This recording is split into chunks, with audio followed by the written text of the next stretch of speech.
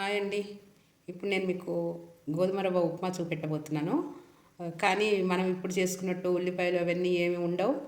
పాతకాలంలో మన అమ్మ వాళ్ళు ఎలా చేసుకున్నారు, అసలు గోధుమ రవ్వ ఎలా చేసుకున్నారో ఉప్మా ఎలా చేసుకొని తినేవాళ్ళు, అప్పుడు చేసిందే చూపెడతా. గరికపట్టి వాళ్ళు అన్నట్టు ఉప్మా ఏంటి, ఉప్మాలో అన్నీ వేసి చెప్మా అయిపోతుంది అదని చెప్మా చేయకుండా ప్రాపర్గా అసలు ఉప్మా అనేది గోధుమ రవ్వ ఎలా చేసుకునేవాళ్ళు ఇదివరకు. దీనిలో ఇంకొకటి కూడా ఉందండి మనకి.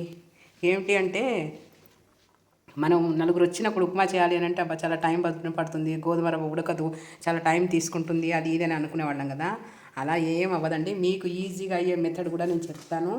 ఈజీగా అయిపోతుంది. మీరే అనుకుంటారు అబ్బా ఎంత తొందరగా చేసేసానని. దీంట్లో మనం ఫస్ట్ ఆవాలు వేసుకుందాం.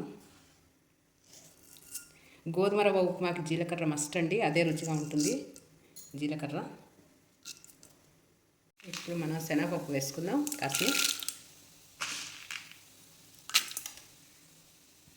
నేను ఈ కప్పుతోని 1.5 కప్పు రవ్వ తీసుకున్నానండి. ఈ కప్పుతోటి శనగపప్పు మరీ మాడకముందే మనం పచ్చిమిరపకాయలను అల్లం ముక్కలు వేసుకుందాం.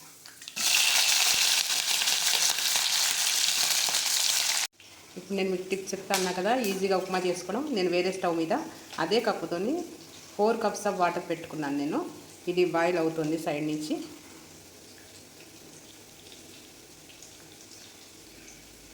ఇక్కడ మనకు వేగిపోయినాయండి. ఇప్పుడు ఇందులో నేను రవ్వ వేస్తున్నాను. 1.5 కప్పు రవ్వ. రవ్వ కొంచెం లైట్గా ఇందులోనే వేగనివ్వండి.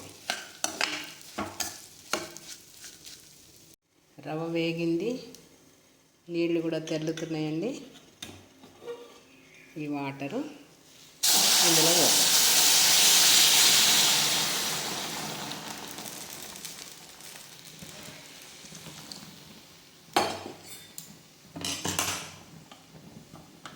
ఇంకా మీకు టైం చూసారా ఎట్లా కలిసి వచ్చిందో. అంతసేపు మీరు ఉండక్కర్లేదు, సగం ఉడికేస్తుంది. ఇప్పుడు సాల్ట్ వేసుకున్నాను. సాల్ట్ చూసి వేసుకోండి.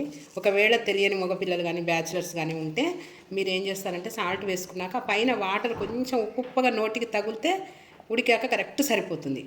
ఆ వాటర్ కనుక ఫస్ట్ ఉప్పుగా లేకపోయినట్టయితే మీకు ఉప్మాలో ఉప్పు తగ్గిపోతుంది, రుచి ఉండదు. అది చూసి వేసుకోండి అమ్మ. మూత పెట్టేసుకుందాం. సిమ్లో పెట్టి మూత పెట్టేయండి. శుభ్రంగా ఉప్మా రెడీ అయిపోతుంది 2 మినిట్స్లో. ఉప్మా అయిపోయిందండి. చూడండి ఎంత బాగుందో అసలు చూడ్డానికి కూడా.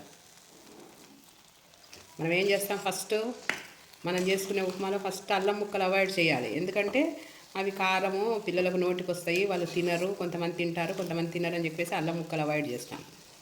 నెక్స్ట్ అది మంచి హెల్త్కి మంచిది, అది ఒకటి వెళ్ళిపోయింది. తర్వాత కరివేపాకు, దాన్ని సన్నగా కట్ చేసి వేసుకుంటే కరివేపాకు చాలా బాగుంటుంది. ఆ కరివేపాకుని ఏం చేస్తాం, తినేటప్పుడు తీసి అవతల పడేస్తాం. కరివేపాకు అవసరం లేదు, రెండోది వెళ్ళిపోయింది. మా పిల్లలు ఆవాలు తినరు, సన్న ఆవాలు వస్తే తీసేసి ఒక్కొక్కటి పక్కన పెడతారు, కాబట్టి వాళ్ళు ఆవాలు తినరు, అదొకటి వెళ్ళిపోయింది. ఇంకా ఏం మిగిలినాయి అందులో, ఉల్లిపాయలు, టమాటాలు, క్యారెట్, ఆ 3 మిగిలినాయి. ఇంకా అంతమించి అందులో బలమైనవి ఏమి మిగిలినాయి.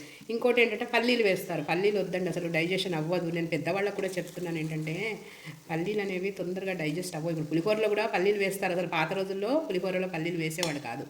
నేను కూడా వేసిన పలుకులు వేయకుండానే చేస్తారు. శనగపప్పు వేసుకునేవాళ్ళు అప్పుడు. అది ఆ ఉప్మానే ఇది. ఇప్పుడు ఉప్మా అయిపోయిందండి. మనకు అన్నిటికంటే ముఖ్యమైనది, మనం తినేది, మనకు కావాల్సింది ఏంటి, నెయ్యి. నెయ్యి లేకుండా ఉప్మా ఏం బాగుంటుందండి. ఇందులో కొంచెం వేసి మూత పెట్టేయండి. తర్వాత మనం ప్లేట్లో వేసినప్పుడు అప్పుడు మళ్ళీ ఇంకొంచెం వేసుకోవచ్చు.